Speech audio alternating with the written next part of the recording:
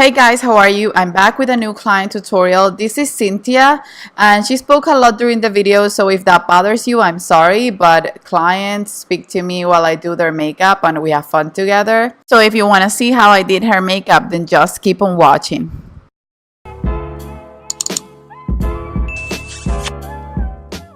The first thing I'm doing is I'm using Embryolisse as her moisturizer, and then I'm going in with a primer, and the primer that I chose to use was the Smoothing Primer by Makeup Forever.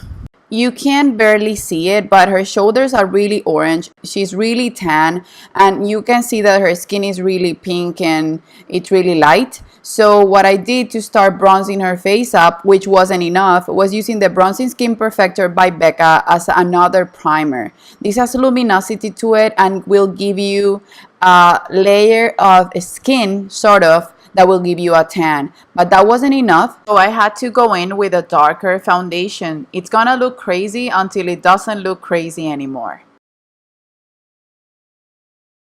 I went in with the Smashbox Studio Skin Longwear Foundation, and this color matches her shoulders perfectly, but remember, we're gonna go in with concealer and lighten everything up. That way, when I give her dimension back with the concealer, she's gonna have the tone of her body also on her face.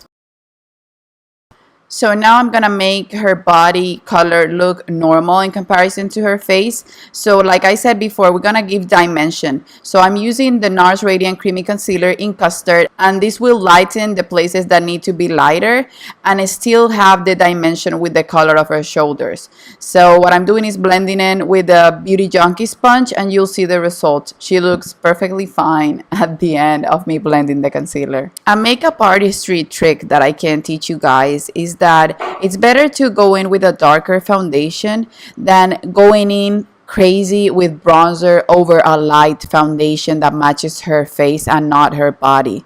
So just go with the darker foundation, lighten it with concealer, and then even if you need to darken it even more, then you can go with bronzer, but you don't have to go crazy with the bronzer.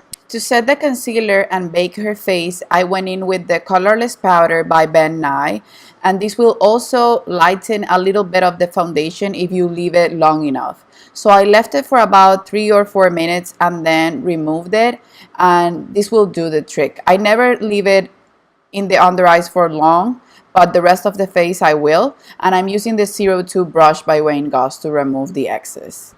Be sure to not leave any excess powder so that the person doesn't get flashback when taking their pictures.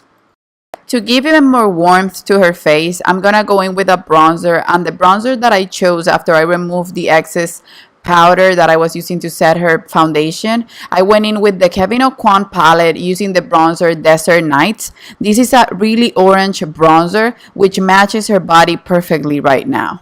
The brush that I'm using to apply this bronzer is the 00 by Wayne Goss, which is one of my favorite bronzer brushes, and I'm putting it on her neck, on the hollows of her cheeks, on her forehead, and on the jawline. I'm not contouring with this, I'm just giving warmth to her face to keep the dimension going, and then I'm going in with the medium contour shade by Kevyn Aucoin also on the same palette to contour her nose and to enhance the lower lip. And I'm also using that shade and the Ita brush by NARS to contour the rest of her face. So I go in on the top of her forehead, on her cheekbones, the hollows of her cheeks, and then also the jawline, but this will give a more cool tone shadow. Now I'm going in with dark brown powder from the Anastasia Pro Brow Palette and an Anastasia Brow Brush, and I'm just combing the hair up and then filling in the gaps. She doesn't need that much of a filling on her brows, but I'm just filling the gaps and making the brows more structured and combing as I go to blend the powder on her brows. And of course, to keep the hairs in place, I'm using the Anastasia Brow Gel, the one with no color. For her highlight, I use both of Jaclyn Hill's collabs. So I mix Champagne Pop with Prosecco Pop and put it on the top of her cheekbones. This is an amazing combo for highlight. And I also put it in the center of her face. You can see a little bit on her forehead and on her chin. I didn't put it anything on her nose.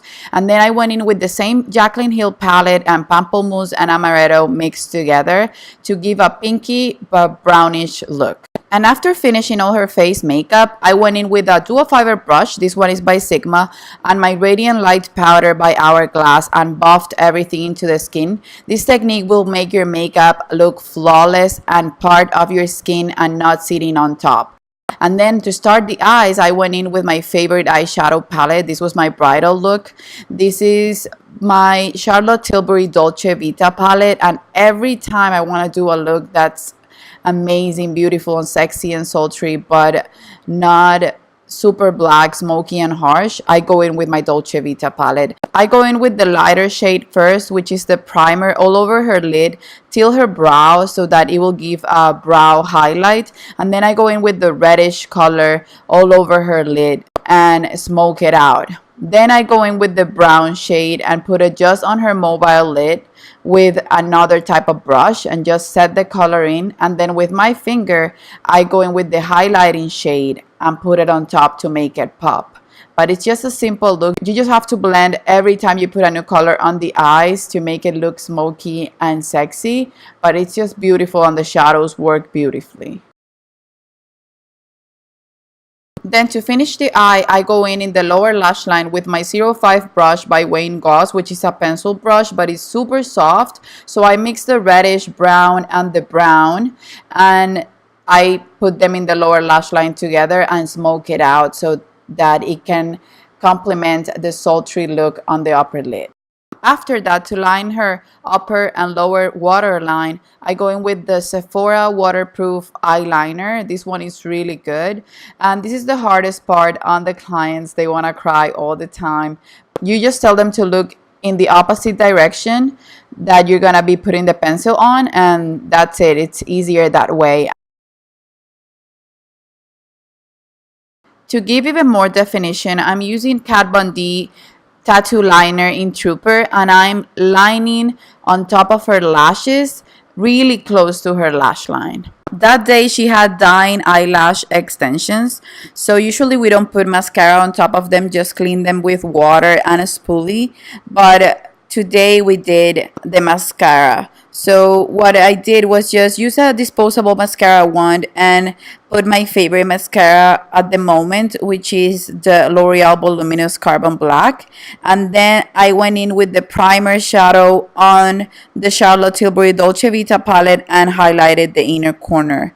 And for her lips, I went in with an oldie but a goodie, which is Melted Nude by Too Faced. And this was a beautiful color on her. And as a lip topper, I went in with MAC lip gloss in the color Please Me. It looked beautiful on top of Melted Nude. And to set her face and make everything look less powdery, since she has dry skin, we went in with MAC Fix Plus, and that was it, guys. She was ready to take pictures. She was looking for the right angle, and we had a lot of fun on our makeup appointment. Thank you guys so much for watching.